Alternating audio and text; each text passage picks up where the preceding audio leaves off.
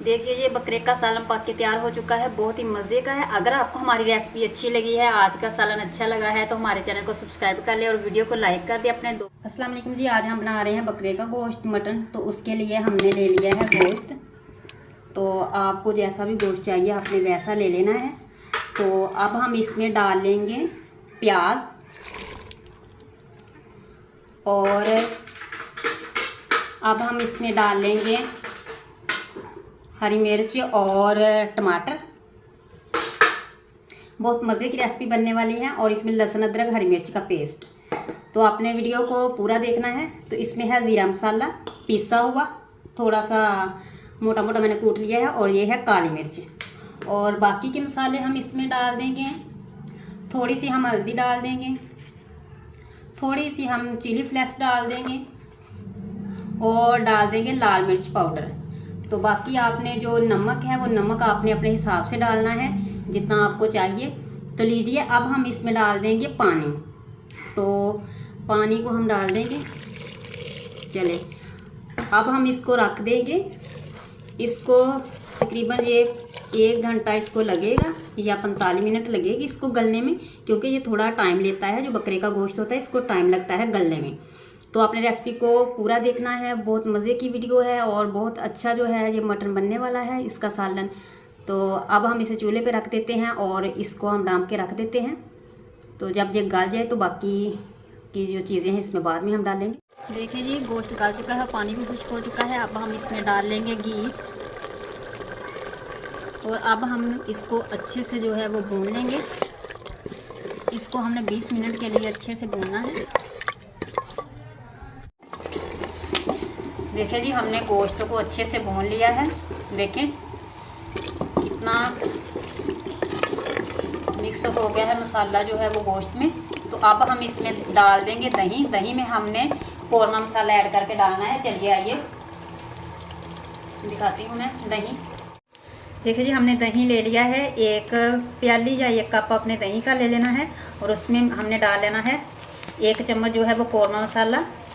अगर आप कढ़ाई बना रहे हैं तो अपने कढ़ाई मसाला डाल लेना है, नहीं तो अपने कौरमा। मैंने कौरमा लिया है।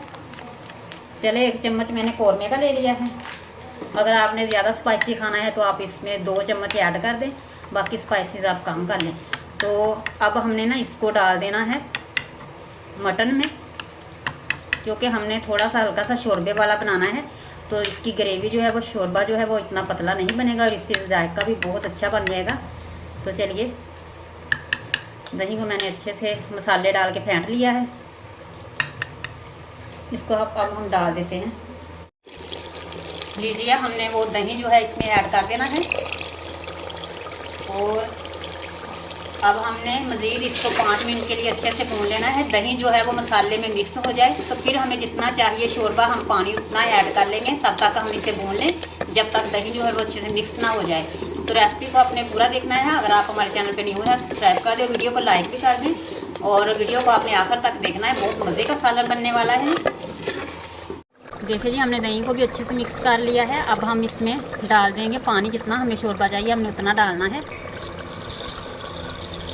चलिए हमें इतना ही चाहिए, हमने इतना ही किया, जितना आपने रखना है रख दे। अब हम 5 मिनट के लिए इसे रख देते हैं बॉयल आने तक। फिर इसमें हरा धनिया ऐड करेंगे और इसकी फाइनल लुक आपको दिखाएंगे। देखिए जी सालन पक के बिल्कुल तैयार हो चुका है। बहुत मज़े का सालन है बकरे का गोश्त। तो अब हम इसमें डाल देंगे हरी मिर्च और हरा धनिया। इससे इसकी लुक बहुत अच्छी आएगी। अब हम इसे आपको डिश में प्लेट में निकाल के दिखाते हैं, डिश आउट करके दिखाते हैं। बहुत मज़े का सालन बना है। देखिए इसकी फाइनल लुक। और अब हम इसे करते हैं डिश आउट, प्लेट में निकाल के दिखाते हैं बकरे का सालन।